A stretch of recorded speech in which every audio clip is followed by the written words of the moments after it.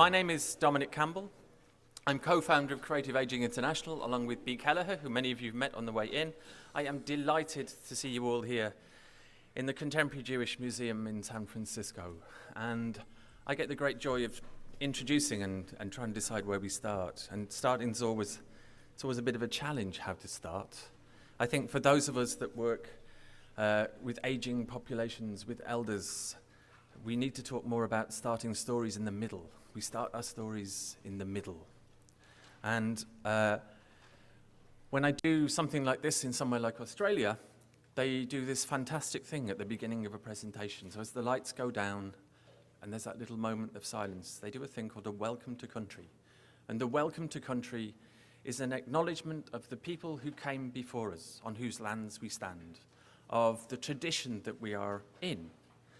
And so when I think of that, I think of people in San Francisco like Maggie Kuhn or my own world, Nabil Hamdi, or maybe people like Stuart from Stagebridge who's around somewhere. I think of those people whose lineage that I find myself in, the people whose shoulders I stand on, in the tradition that I am. And so in this beginning part, just as we're warming up and settling in, I'd like you to take a moment to think about those people on whose shoulders you stand, in whose tradition you are, who inspired you to do the kind of work that you do, because this is like an amazing assembly of people. It's extraordinary. I'd like you to think about the people that inspired you into the work that you do, that have got you into the room, that are the people that brought you here. And inside of your bag, you'll find there's a little post-it, a little pen. You might make a note of that and take a minute to think about it. And then, I know lots of you know each other, but maybe there's some people here that you don't know. You might take a moment just to introduce yourself to them. And maybe you want to explain why it's that name of that person. I'll give you a minute or two to do that. I feel really like I shouldn't really interrupt, but I kind of have to interrupt. I have to dive into the middle of somebody else's conversation. I've started something already, okay? I have to dive into conversations. Today is all about conversations. It's all about making connections between different groups of work and bits of things that are going. What you might like to do as the day goes on is you see the little whiteboard, the tiny one. You might like to put those post-its on the whiteboard. I think that's the board for the day of gratitude. We'll come into the other ones later on, but that little board, I think, is the place where we put the people that inspired us, that we give gratitude to.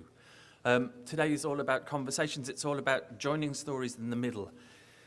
And when you join a story in the middle, you have to think about what is it that connects us. And so my Australian friends would say they have a 70,000-year-long tradition of a 70,000-year-long culture. And what keeps it together over 70,000 years is the art that they make, the music that's sung, the dance that's made. It's what people make together.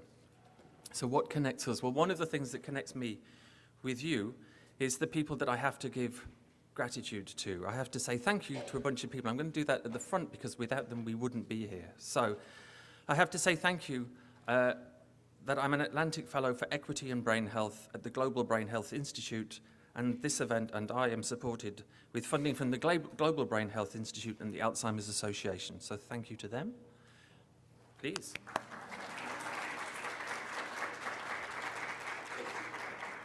Come in and be welcome. Thank you also to the Arts Council of Ireland who keep me going. Creating a new old San Francisco this day is supported. We are very grateful to the Elroy Philanthropies, the Elroy Foundation. Creative Aging San Francisco have been fantastic working with us to connect us into San Francisco, as has Ruth's Table, and so have the Escher Lifelong Learning Institute. I'd really like to thank the Contemporary Jewish Museum. I'd particularly like to thank the people for organising the weather that kept you outside in the sunshine. I'd like to thank Rachel Main from the Alzheimer's Association, and I'd like to thank Jessie McCracken from Ruth's Table.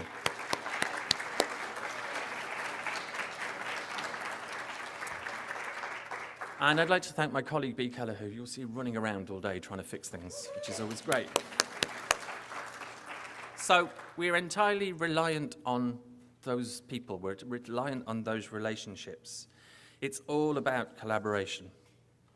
Nothing gets made without it. And everything starts very simply. It starts just with people in a room. We, at Creative Aging International, we're all about celebration. We're the festival people.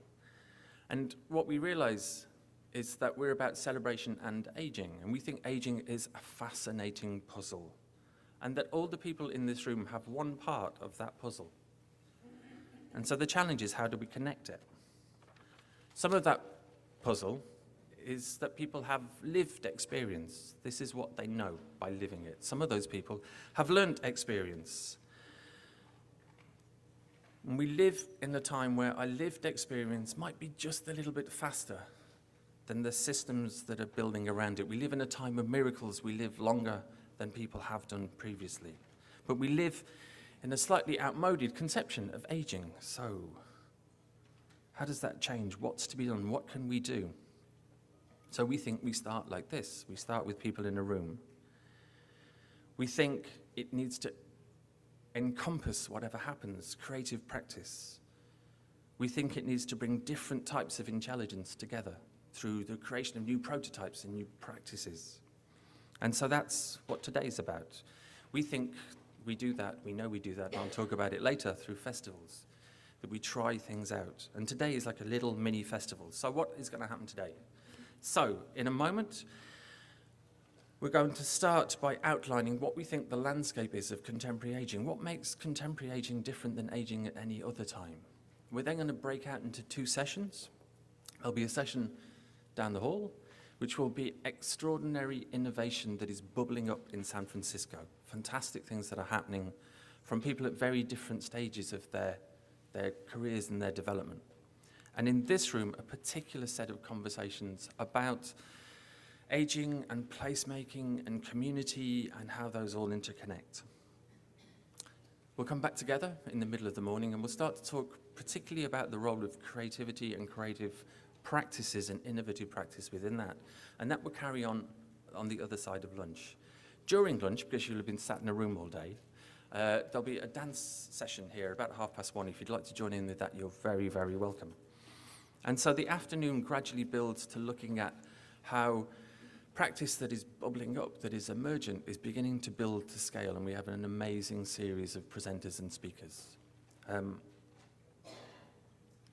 I think we're really at an interesting point in how we live longer, better. If today is about any one thing, it's about that. It's about asking and answering the question, now that we live longer, how might we live better? And it's a pleasure to have you all here to help us answer that. If you wish to tweet, hashtag today is hashtag #NewOld. We didn't know what to call it, so we thought New Old would do. Post-its in your bag. So there's the small one for gratitude. If there are ideas that you find generated by today or ones that you want to capture, just write those down and maybe they go on the second board. And then if there are questions that come from today or things that might happen next, there's a board over in the corner. So gratitude, ideas, considerations, questions. And that gets us started. So I'd like to welcome up to the stage the first 4 speakers. I'd like to welcome the first 5 speakers, Carol Estes and Nicholas DiCarlo, Susan Hoffman, Gretchen Addy and Bruce Mill, if you'd like to join me.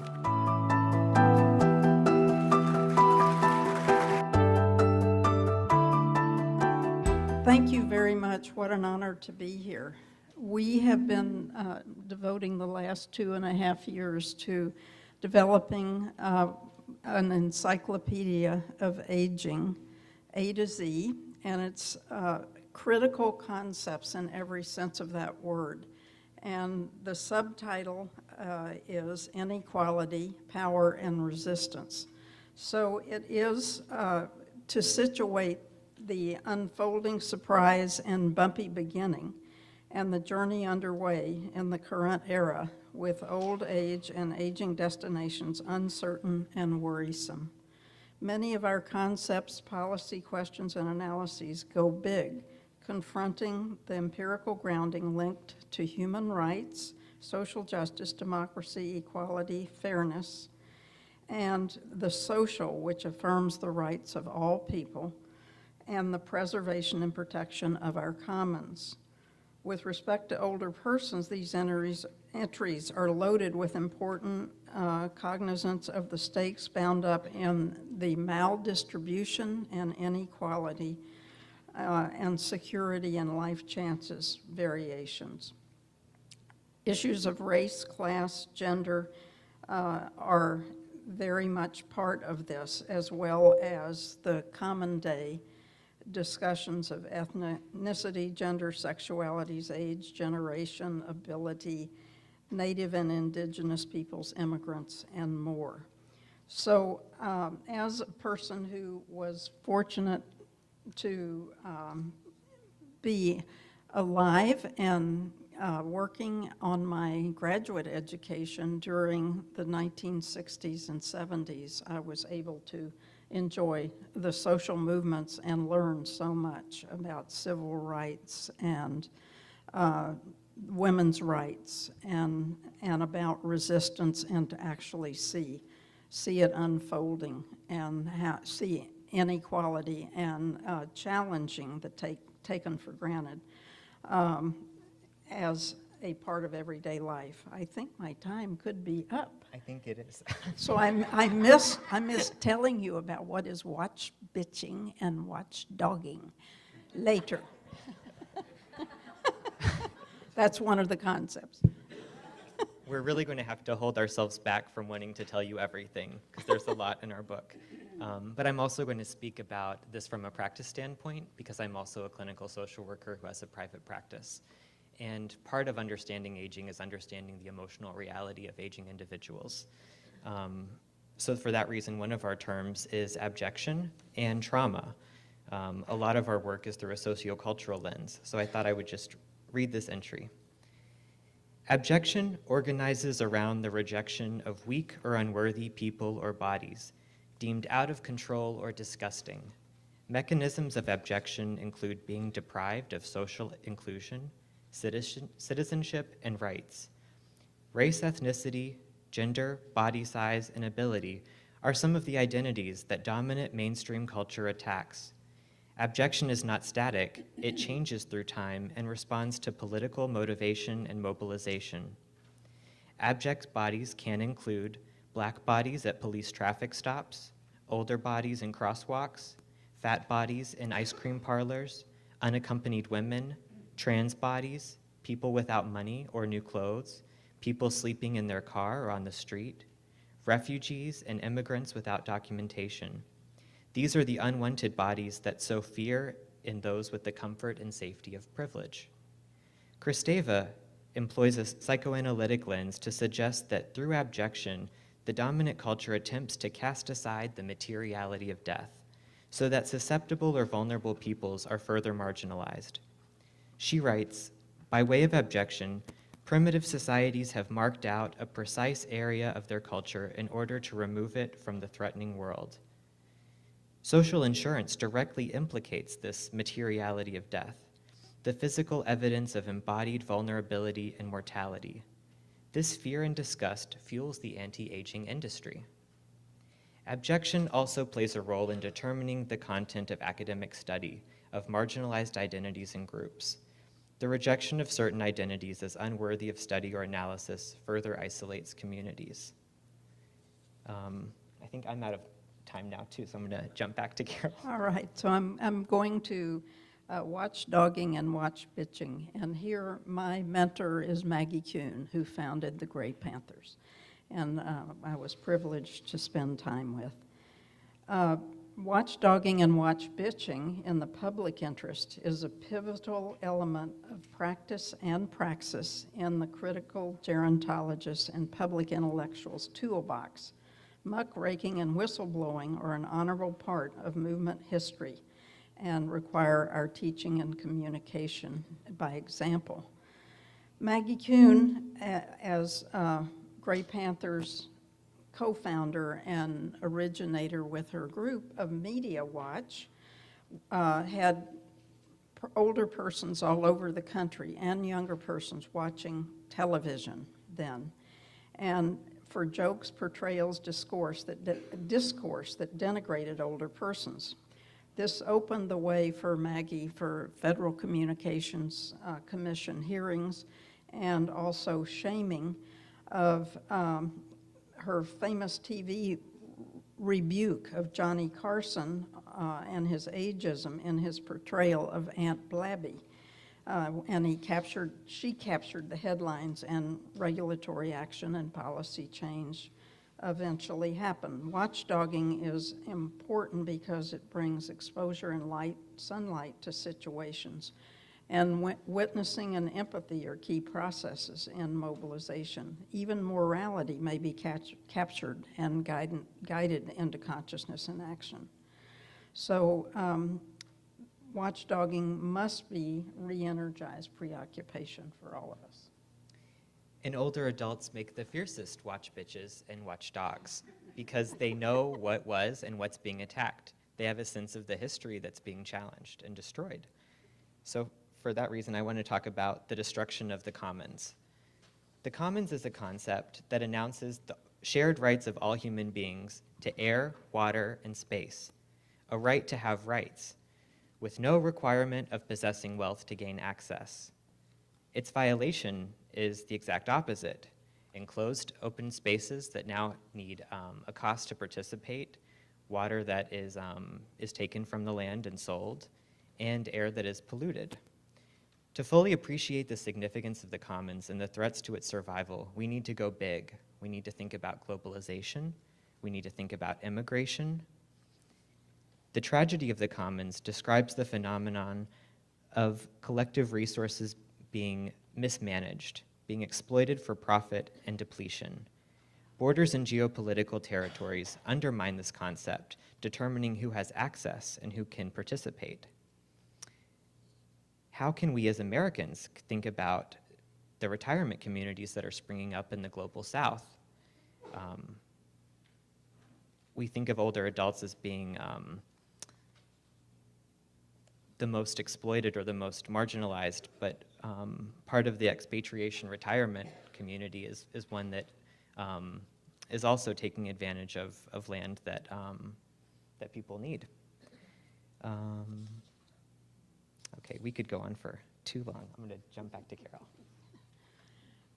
The concept of the social is, we know in Jewish history, talking in pairs is part of the tradition and value. And the social is paired with its opposite, individualism, rugged individualism, me, myself, and I, as opposed to we are all in this together. The social embraces what is considered essential grounding for civilized action and democratic society, what is expected and contributed by the members of that society, as well as the reciprocal commitments between society and the state with its people. Inextricably, the social embeds the concept of and right to self-development of individual human beings. As Richard Flax observes, self-development is the growth in the capacity of individuals to find and express meaning in his or her life, to believe that one's life counts both for specific others and for some larger historically relevant purposes. That one is a person of worth and accomplishment.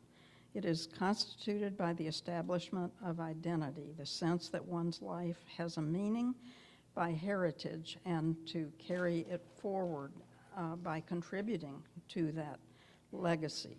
So this is a tribute to the intergenerational work which we have carried out or tried to within our work on this book. A critical approach to social policy and aging takes as given that the reproduction of society involves relations and processes of interdependence throughout the life course. The social is expressed by living culturally and socially through race, ethnicity, class, gender, ability, and nation. The argument against the social is the ideology of extreme individualism that reflects and comports with the market ideology, that it is the individual who solely has earned his or her or their way. Our book also attempts to tackle some of the austerity discourse, that there's not enough resources, that we have to keep developing at a pace despite its sustainability. And so trying to relate that to San Francisco, I thought we should define gentrification. Gentrification is predominantly framed as a revival or renewal of decayed areas in towns, neighborhoods, and states due to the influx of wealthy residents or businesses and corporations. There are several stages to gentrification, but in general it involves the displacement of lower income residents and their neighborhoods who are bought out by the developers and pushed out by landlords who plan to charge higher rents. Renting and much of real estate buying relies on credit and proof of income, so fewer people with low or fixed incomes, older people especially, can move into that neighborhood. Gentrification is part of the financialization of space, as there is an increase of property values through speculative investments, funding renovations and new developments. This bears consequences for those without financial resources or the ability to earn money. Older people who have experiences of cumulative disadvantage, and barriers to re-entering the workforce due to disability and ageism. As Perry says, there is little research which relates to understanding the intersection between involuntary relocation related to gentrification and concerns of trauma in older adulthood. More work is needed as gentrification has become an increasingly recognized force and threat to older adults, both physically and mentally. Gentrification is also about race and the control of a neighborhood. White people who move to a predominantly black or brown neighborhood, lured by lower prices and attracted to new cultural offerings, soon employ the police to regulate noise and provide safety that disproportionately hurts established residents and begins to change the culture of the neighborhood. My last concept, appropriately, resistance. It involves the questioning of authority and the legitimacy of regimes that shut down and close off ways of thinking, knowing, and being, and doing in order to embrace and foster human development across the life course. Two of women's many strengths are witnessing and empathy. Our present work, as all people, is to turn our oppression into our advantage. Much of what we as girls and women learn, observe, endure, and live inhabits in our inner thoughts, often in silence, as children shushed, as we are to be seen and not heard, stunting our consciousness of what happened, as Hillary Clinton might say. We may observe the publicly diminished and invisibilized work of courageous men and girls in the front and back stages of civil rights and many other rights wars. We, in doing so, we must embrace and foster human development and show up and be present in many ways. And this fired up emotion of anger, frustration, and mutual concern for our own children and grandchildren, families and society are the motivators and the connectors. Thank you.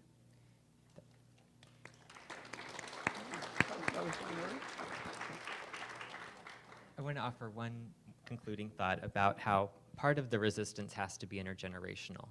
Older adults are holding the cultural memory, and young people have a lot to risk in entering a world where their resistance might compromise their ability for their security. So that kind of collaboration has to take place. And that's definitely been something that's fueled our project and given us a lot of more terms to work with.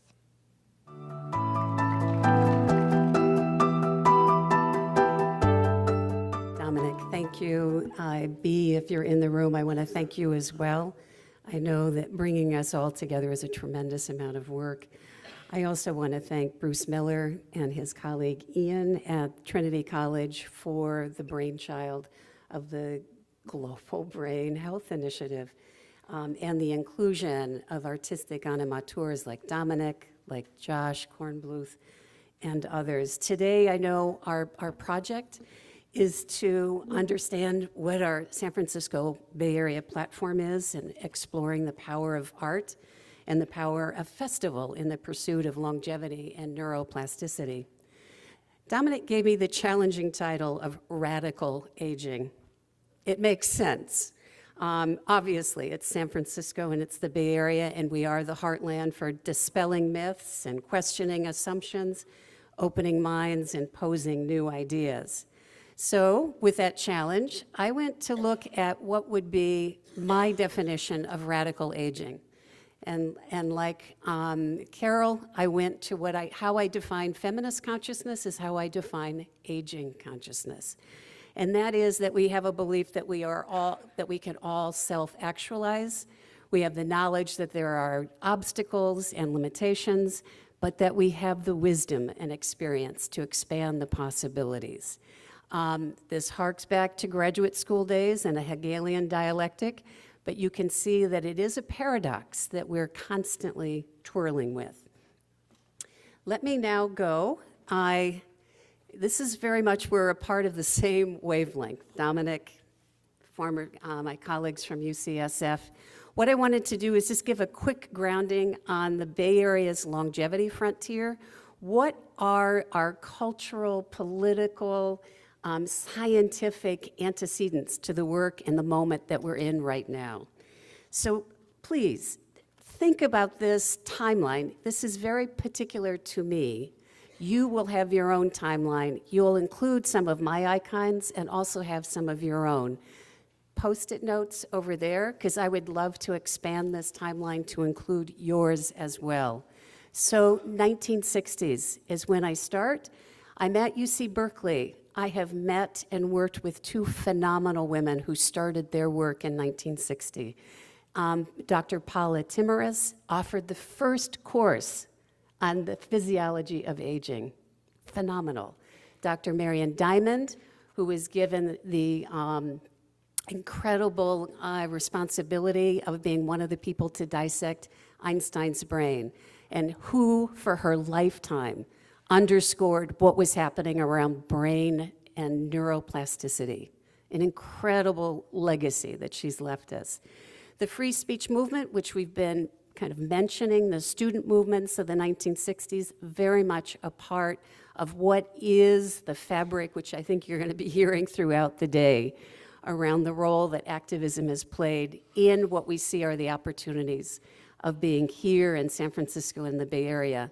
The White House Conference on Aging is a marker. This began in Washington during the Eisenhower administration. Gerontology programs sprung up. UCSF, San Francisco State. There was a phenomena of the Centers for Learning and Retirement, understanding that people wanted to continue to learn over their lifetime. CIL, the Center for Independent Living. Ed Roberts, Judy Heumann started that in Berkeley as students to begin with, and then as activists. That issue of disability, I think, encompasses all of us. The Gray Panthers, which didn't start in Berkeley or San Francisco, but which harks to our activist nature, and we love the fact that Panthers are a part of our legacy. And ASA, the American Society on Aging, Unlock, which began in San Francisco as one of the country's first daycare facilities for older adults. And since we're here as artists as well, it was also in the 1970s that Governor Brown, his first administration, he started the California Arts Council. What we know about San Francisco is that we have more artists per capita than any other city in this country. We've got an incredible legacy to follow. Then in the 1980s, we see Age Wave. Ken Dykewald starts this consulting business for the Fortune 500 companies here in the financial district. Mary Furlong starts SeniorNet. She sees the gap around how people, older adults, need to know how to use the technology to stay with it.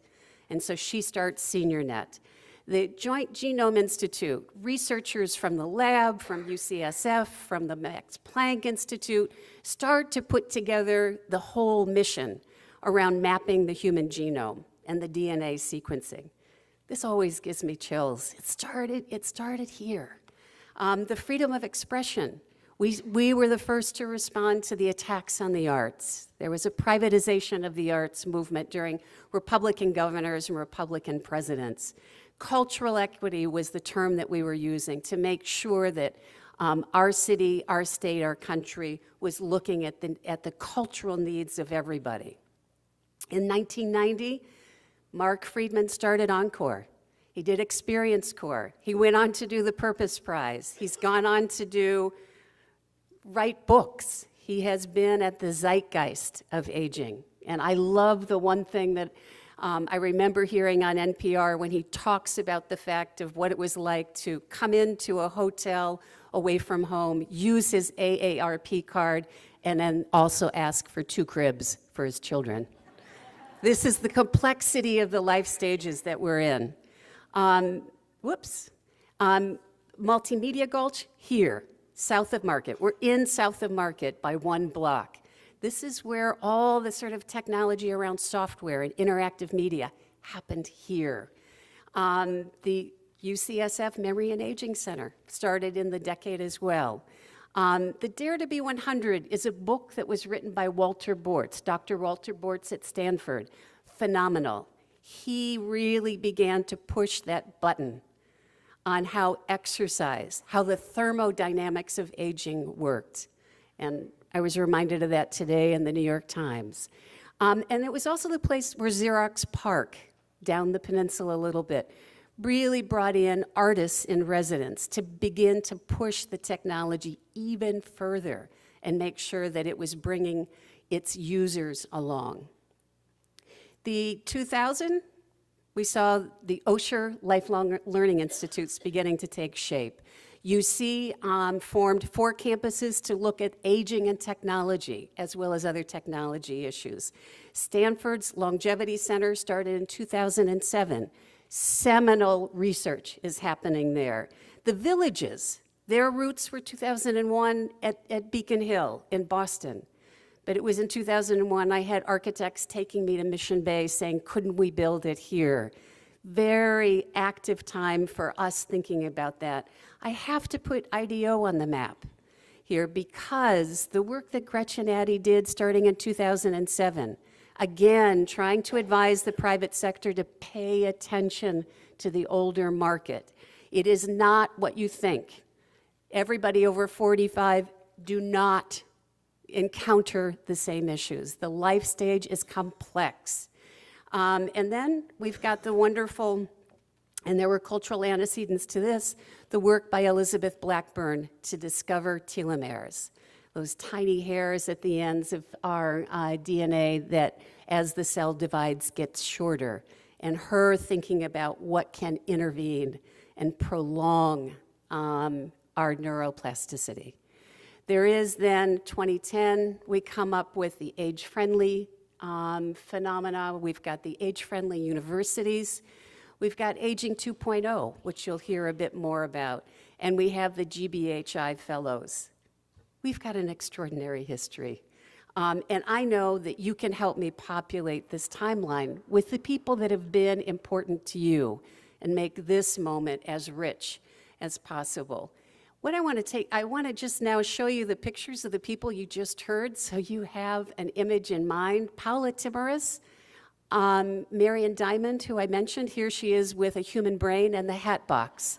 She carried the human brain in the hat box into the classroom to do instruction. She was so committed to neuroplasticity. The last conversation I had with her over lunch, she was saying, my rats are living longer. I'm getting credit within the other researchers. They're living 6 weeks longer. I said, why? And she said, a little TLC. And she rubbed her hand like it was a pet rat. She was extraordinary. Len Hayfleck, who really won the Nobel Prize around cell division, Walter Bortz, who I just mentioned, Dr. Keltner, UC Berkeley, the science of happiness, the science of the greater good, really understanding the role of empathy and happiness, mindset on what lies ahead. Andy Sharlock, who's known for Aging in Place, which we will continue to talk about. How do we make this, our future generations, feel comfortable in being able to stay in their homes. Elizabeth Blackburn in her laboratory. Artists like Anna Halprin, who are dancing through their 90s. Ruth Asawa, who has, I think, she is one of the patron artists of San Francisco.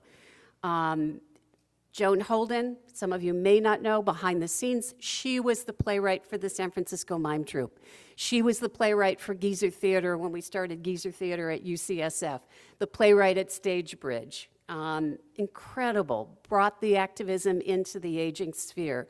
Rhodessa Jones teaching in our jails. Stuart Brand, who's been a futurist, doesn't like that term, but he's got it. Who's been bringing technology and all these other spheres together. Mary Furlong, who I've mentioned, who does the Boomer Venture Summit. Ken Dykewald. There is Mark Friedman, a nod to him. And then Maggie Kuhn, a nod to her. Jenny Hansen, who was at Unlock for years, served as the AARP president, a resident of San Francisco. Paul Clayman, who is here in the audience, who has educated me a tremendous amount, started AgeBeat, started to organize the journalists across the country to get the story right about aging. Ted Rozek, who is a sociologist based at Berkeley, taught at the CSU. His books, 3 books, which I really highly recommend: The Longevity Revolution, The Making of an Elder Culture, and if you want to go back, he's the one who wrote The Making of the Counterculture and gave it that term. Bernard Osher, I would not be here without Bernard Osher. We have 2 philanthropists, which I just want to give a nod to. Bernard Osher has put hundreds of millions of dollars, not only into Osher Institutes, but into the belief of higher education. And we also have Warren Hellman, who is one of the profound cultural and scientific funders of what we experience today. So I probably should, how am I doing on time? 5 minutes more? 3, okay. All right. Our roles in radical aging, I think you've been hearing it from the Encyclopedia of Aging. To be truly, deserve the mantle of radical aging, we've got to really think clearly about these roles and see what we can best do in our daily lives. I assume all of us are caretakers, either professionally or personally. So with that in mind, I want you to think about how you can continue to be a pioneer, how you can be an activist, how you can be a part of creating the new identity, setting the goals and aspirations, and reframing the cultural expectations. You've heard that from my colleagues before. Researchers and translators, we need more translators. The science that is happening here, the research, we need to understand this so that it can matter today and in the future. One of the things that we're doing at Berkeley is we have a 4th age salon, which I started 6 years ago. I found out that nobody had studied the over 80-year-old learner. 25% of my membership now is at 75 and older. I want them to be with Ollie for their lifespan. I've got to make it relevant. I've got to know what's on their minds. Well, how do they want to learn? What do they want to learn? How do they want to learn? So one of the things I discovered this year with my 4th age salon is they want to understand this phenomena of personalized medicine. What is being asked of them? This is a very different relationship with their doctors than they've had. This is one of our topics, makes us one of the translators. Poets and philosophers come from all fields. When I hear Bruce Miller talk, I think of him as a poet and a philosopher. He's a musician, but I also hear what he is doing around empathy is very, I think, very artistic. Robert Haas, Jane, what's Jane's last name? Hirschfield, thank you. Jane Hirschfield was one of the first fellows. Okay, inventors and designers, universal design, co-designing. We're working with undergraduates right now. We're looking at gait. We're understanding that gait has cognitive potential. If you can make sure that you are increasing your gait, widening your stance, picking up the pace that all of this and being mindful about it can be helpful. So we've got an undergraduate team working with an OLLI team to co-design some new things, maybe some body sensors. And educators, where are the gaps? As I mentioned, the Fourth Age Salon, the over 80 learners, science and technology changing so fast we need to keep people current, where the new paradigms and breakthroughs are. Diversity and inclusion, which we've touched upon. We need to make sure that we are talking about things that are relevant to all of our communities. And artists and animateurs, which is where I end. This is the big opening for all of us. I see Dominic and B as animateurs in the French sense of artists who come in and make things happen in the community. And you will see some of the artists I've mentioned before. There will be in a month's time a conversation between myself and the woman in green who wants to talk about casting away the generational labels. She does not want to be referred to as a Gen Xer or me as a boomer. She says, no longer fits, it's no longer relevant. We're all perennials. So I think we've got a new language to invent. And so I'm really happy to have today to begin to do even more work with these antecedents and the time ahead. Thank you.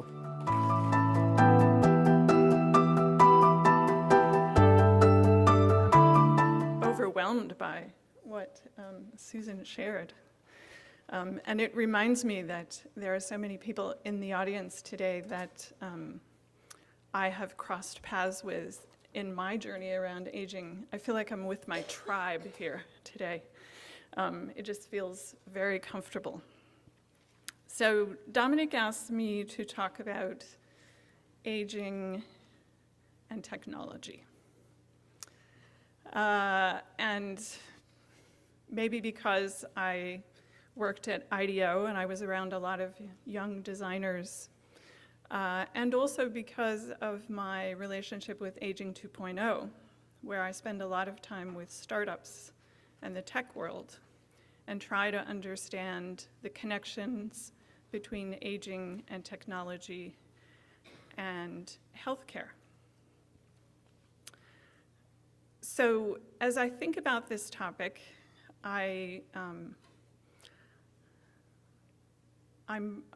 brought to this point of technology and what's going on here is almost overwhelming. Things are moving so quickly and with so much of a pace, and I would include science in this as well, that it leads me to think about it, first of all, from a very personal perspective.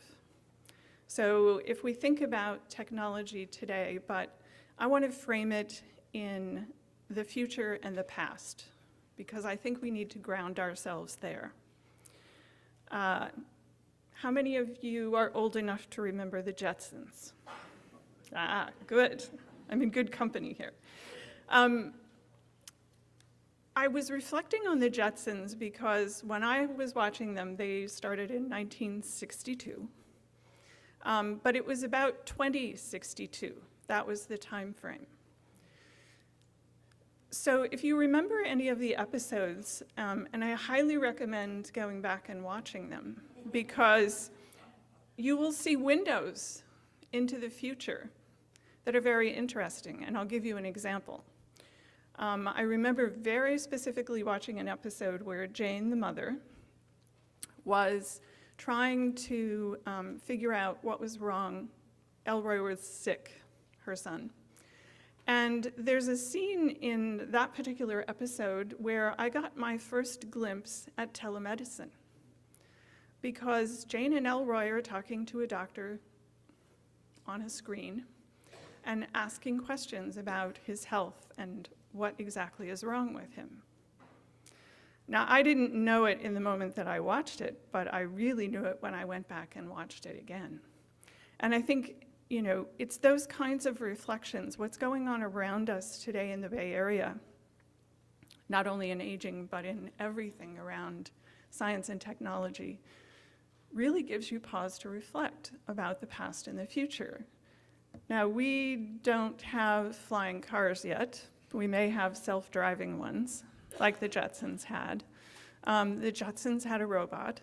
But it's just interesting to me to try to set everything in a context and really begin to understand what have we learned from the past and what do we aspire to in the future as it relates to our aging selves, and how can technology help us, and how can business begin to address those needs. So I always like to start with a personal story. So if in the past it was the Jetsons, today it's superheroes. And we all think about who would we like to be as a superhero, and also what are the superpowers that we would like to have? What can technology bring to us? And my good friend Barbara, who is a personal superhero, she was the one who introduced me to this idea of wanting superpowers and framing it in that way. And one of the things that Barbara gave as an example of a superpower that she wanted from technology, and she believed technology should give her, was a pair of glasses that could facial recognize the people coming up to her, and it had an earbud that would whisper in her ear and tell her who was coming towards her. Because in fact, Barbara has macular degeneration. She is legally blind. But she doesn't let that slow her down. In fact, she puts a lot of pressure on designers to really begin to respond to those needs. And so her superpower is this special pair of glasses and an earbud. So I would ask all of you to think for a minute, what is this superpower that you would like to have as you age?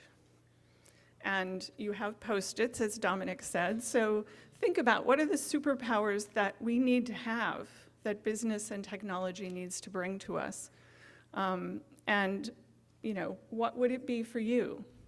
You know, it could be something that allows us to see ourselves at any age, like this example. This is from a designer at IDEO. We did an internal point of view piece around aging. We do it every year on a topic, and it's called Designs On, and you can see it online. It's always available. Aging was a topic a few years ago, and so we asked our designers to blue sky design around aging. And this was one of the examples. Another superpower might be, what if a part of each of us could live forever? How can we think about where science and technology intersect and what it means in looking back in science from the days of Henrietta Lacks and a lot of the other things that are happening now with 23andMe? How do we think about our lives and when they really do end, or how do they continue? So think about your superpowers. What would you like? All right, so we've reflected on superpowers. Now let's talk about today. What's really happening today? Start with the good news.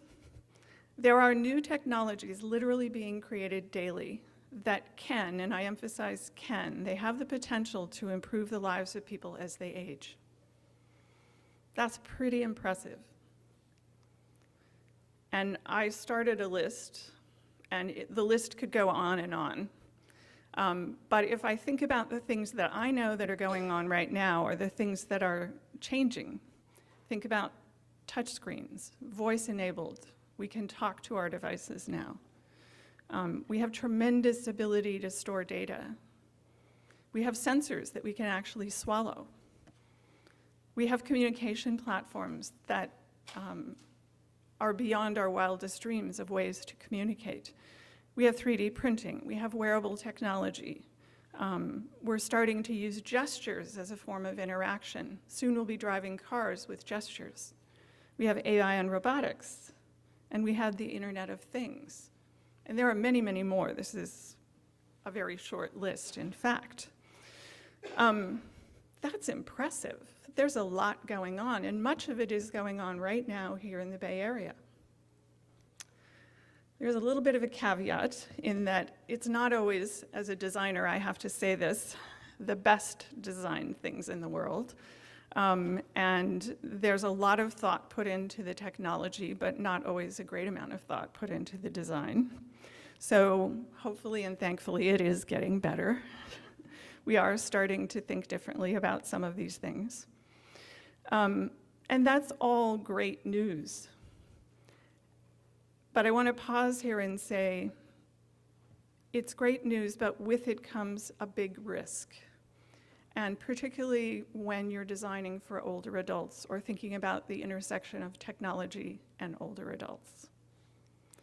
So I would add however, there is a double-edged sword here. While it can help, there are lots of risks. Exclusion and isolation. If you're not tech savvy, you're not included in many cases. And despite many, many efforts to sort of elevate this tech savviness of older adults, it's been challenging. The good news is my generation, I'm a boomer, I don't use that term very often. I'm 66. My generation embraces technology or tries to. So maybe some of that will get better, maybe not. There's huge issues of privacy and huge issues of security. And lots of conversation, not only around an older population, but even a younger one. If you're aware of in the media recently, and efforts that are going on in Silicon Valley around children and social media and being online and trying to begin to navigate that, which has issues of its own. But I think it is a double-edged sword, and we need to be incredibly mindful of that. So now I can talk about the not-so-good news. And some of my co-presenters here have already touched on some of them. We still think of aging as decline. A lot of what is going on in business and technology right now is design, well-meaning, but very paternalistic, and thinking from a mindset of taking care of us. So that paradigm needs to radically shift. We have many examples. My sort of superhero, Barbara, folks like Carol, who have shown us that there is so much still to be done and that they are still very, very engaged in it. So why do we continue to think this way? There is still a priority on the young. We actually discriminate against our future selves. It's just a reality. We have to stop it. Good design is not always seen as important. Good technology is seen as important, but sometimes at the risk of sacrificing a lot of other things. There's a lot of unmet needs still. It's still not being addressed. Social isolation, purpose, a lot of these things aren't money makers, so there's not a lot of effort put in there. We have a lot of old systems and old models, Social Security, our education system, how we think about lifelong learning, how we think about working. All of these things have to shift and change. And we have very fragmented approaches. In the world of technology, we have amazing devices, but they don't talk to each other. There's no common platform yet. There are starting to be a few, but we have worlds of distance to go to get to that. So it's not that needs aren't being met, but I would question whether it's adequate, and it's certainly not disruptive.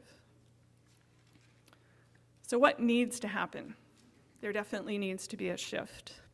We're all living longer. We have to think differently. And most importantly, my first sort of most important is we have to design with, not for older adults. And this is the language that I use a lot with startups that I work with, of helping them to understand just because you have a personal story, that's not something to build your business around. You know, I'm sorry, but, you know, I really appreciate that you empathize, but, you know, you can't build a business around that. You really need to have older adults be a part of that conversation and help you to craft what you're doing. It's about people, not an age group. To Susan's point, we have to stop labeling. We all have passions, we all have desires, we all have things that we want to accomplish. So it is about our lifestyle and our life stage and what we want to have happen within our lifetimes. It is not about our age, and we just really have to get past that. And it's about interdependence, not independence. I think as a culture in the US, we have taught people that independence is the goal. And so we have a lot of older adults who don't want to be a burden. That's not the conversation we should be having. We should be talking about how, as Encore.org talks very much about these days, generation to generation, how do we in fact connect the generations more? How do we help each other? You know, and I quite often say to my adult children who are in their 20s and 30s, I don't want them to get to my age and be facing the same things that I'm facing today. My goal is, I don't know how much I can change in my lifetime, but I want to make sure that by their lifetime, when they are my age, it's not the same story, that these things have been rewritten. So I would argue that this shift is about keeping older adults, and I would say probably everyone, not just older adults, mobile, engaged, healthy, and connected. That's the aspiration of technology and the businesses that are working to bring new technologies to us, and to be accessible, to make sure that it serves everyone. As a designer, I was taught that if you design for an older adult and a mother with a baby, you've designed for everyone. And so if we're designing for older adults, then we're designing for everyone, and that's what's really important. And of course, don't forget the superpowers. Thank you.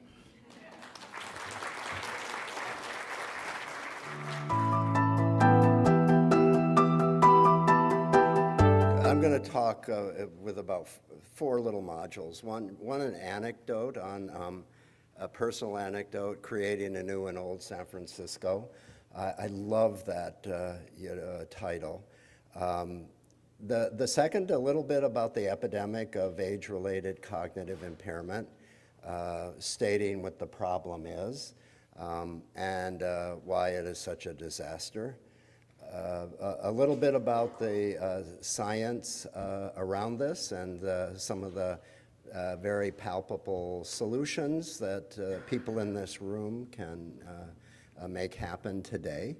And then a few words about the Memory and Aging Center and the Global Brain Health Institute, which I'm so proud and so lucky to be part of. So San Francisco, I've been here 20 years, but it's been part of my brain for a very long time. And I was a very alienated, I think a little bit restricted in vision teenager, brought up in Madison, Wisconsin, and started to see some of the pictures of Haight-Ashbury when I was about 15. And it was very inspiring to me. And my parents, in a brief lapse of sanity, and they were very sane people, and in fact, my mom at 92 still inspires me, but they did have this brief lapse of sanity when I was 17 and allowed my brother and I to drive our family's Bonneville convertible V8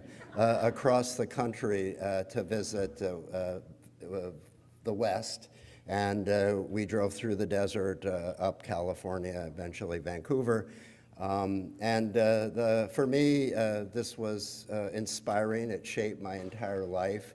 I knew I wanted to come back to those places because there were people in that like people in the audience today who had a better vision, less parochial, more creative, more inspiring. And so this is the San Francisco that I imagined when I came here 20 years ago. I felt that inspiration. It's true, it's real.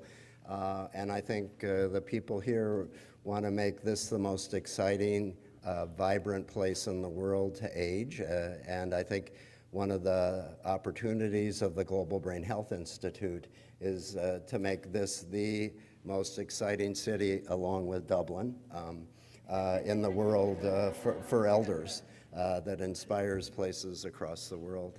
So epidemic, it's a huge one.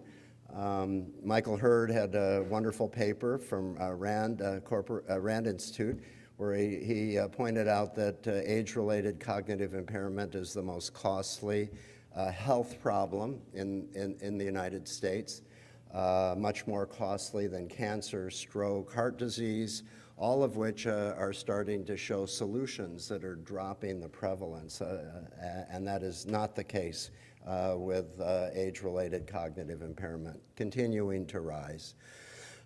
This is, I think, a massive problem, and I think I'm speaking to the choir here, but I would say, for me, there have been no more important people in my life than elders. And I think that one of the things that, as a neurologist, a biologist, I think about is the increase in wisdom, altruism, that experience derives for people as they age. So we have this unbelievably, and Carol touched on this, valuable cohort of people that have a huge contribution to make to our societies. The wisdom circuits are getting stronger, more highly connected.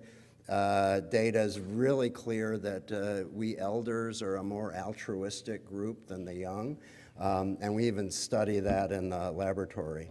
But I think that the biggest threat to this important cohort that, as Josh Kornbluth would say, will save the world, is the superimposition of this wisdom with cognitive disorders. So this is the problem, $200 billion a year at least, growing. It hurts in particular low-income populations. It hurts countries where there are lack of interventions around brain protection. So this is an epidemic in the United States. Many of you know that in the Mission area, parts of San Francisco where people may not get the typical care that the people in this room do, it's even a bigger problem. We know that by 2035, we will see a doubling of the dementia across the world. In this country, 2 times, places like China, India, Brazil, parts of South America, tripling. So I think this is affecting a city like San Francisco, wealthy people, middle-class people, but really going to have an impact on the poor. What happens? I think one of the exciting things that we have learned over the past 5 to 10 years is that about 30% of this epidemic is preventable. Unbelievable to think that we have 5 to 6 million people who are diagnosed with Alzheimer's disease every year. Imagine the difference in our society if these preventable risk factors were instituted in our systems, whether it's social work, physical therapy, nutrition. This is just an incredible catastrophe. So what are these preventable risk factors? I think it's pretty clear: cardiovascular risks, high blood pressure, hypertension, high cholesterol, lack of exercise. These are all very significant risk factors, seem to be particularly prevalent in low-income parts of our city. Other things that I think increasingly are evident is that loneliness, isolation, depression, head trauma, high stress are also incredibly powerful risks for developing cognitive disorders as well. These are the low-hanging fruit. These are the things that we think that we can institute in this new old San Francisco that will change the quality of life for elders and the younger people that elders touch. And this is one of the big goals of Dominic and Global Brain Health Institute as well. What happens in the brain with these diseases? I think UCSF has been a place where Stan Prusner, a Nobel laureate, showed that what happens is that as we age, we are more likely to aggregate bad proteins in the brain.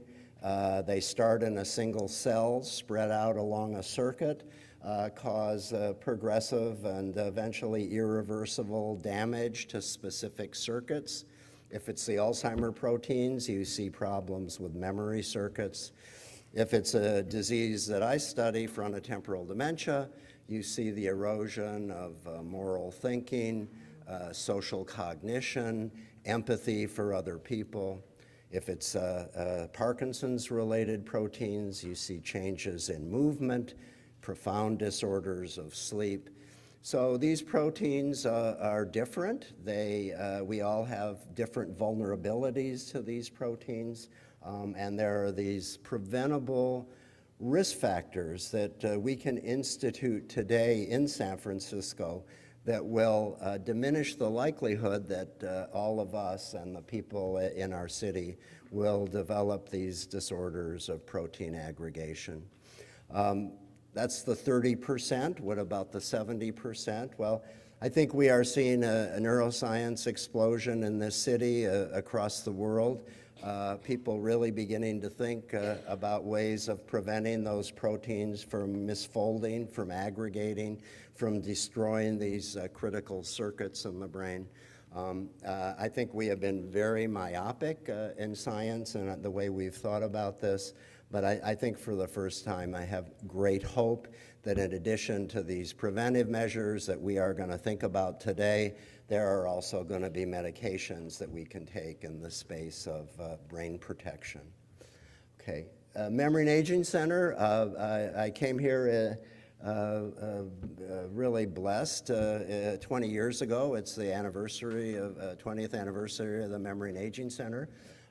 We have focused on giving model care to people in our city and beyond our city. We do research, we do education, we do outreach. I think I'm very proud of the people that have come here.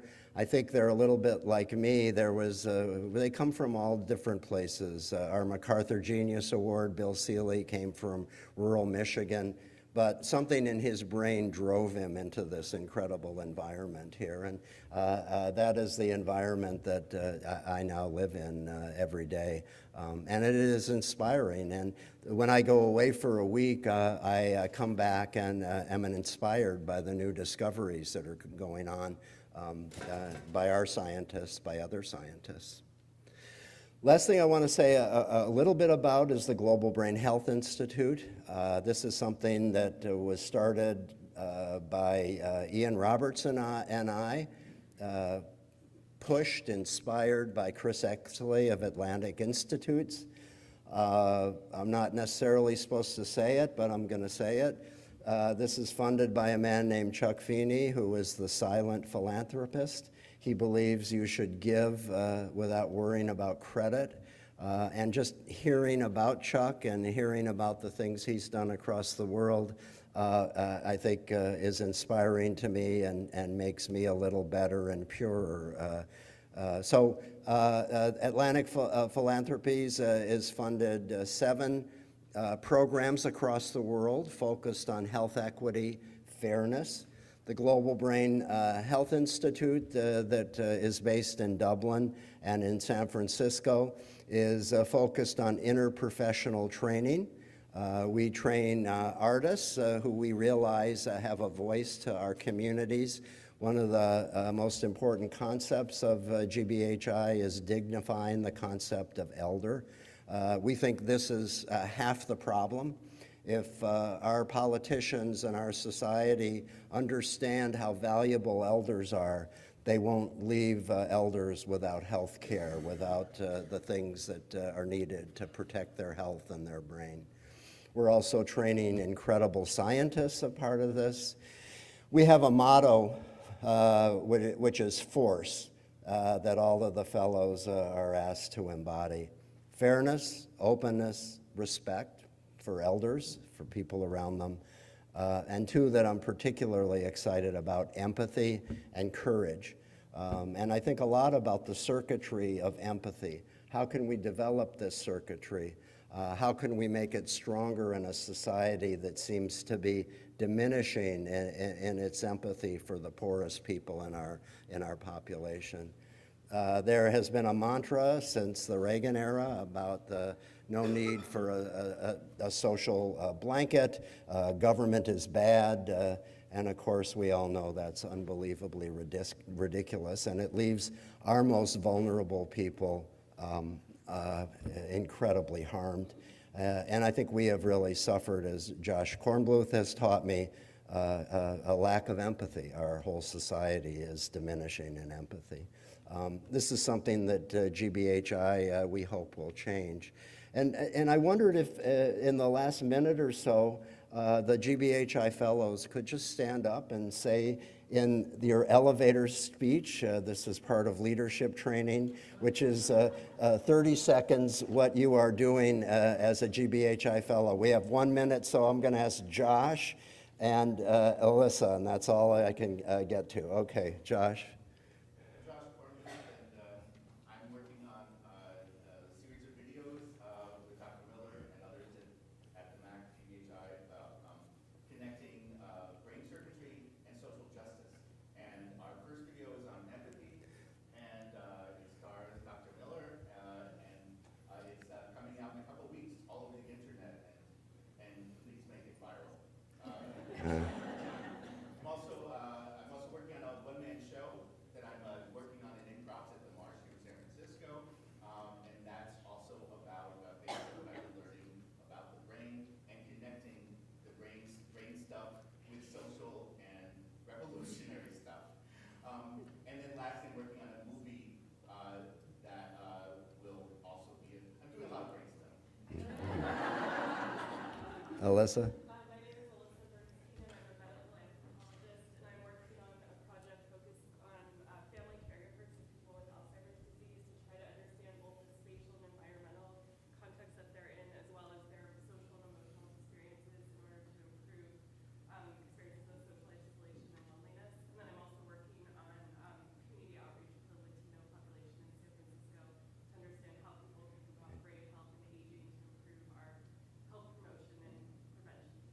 Thank you. I'm going to end just with a last anecdote. So, Susan, what a gracious talk. And I just have to ask people to forget one thing Susan said, that I'm a musician, okay? I mean, I think remembering is hard, forgetting is even sometimes harder. But this is also a minor miracle of GBHI that she even thinks I'm a musician or magician. But the story is this. One of our fellows, Heidi Clare, who brings music to the world, has a podcast that you should listen to where she talks with elder musicians like Country Joe, who swear a lot. A wonderful interview. But she started a Memory and Aging Center band in which Josh Kornbluth and I we sang at Hardly Strictly Bluegrass, and this was the awakening of a voice and a part of my brain that had been silent since the time I cried as a little baby. So anyways, that was a miracle of GBHI.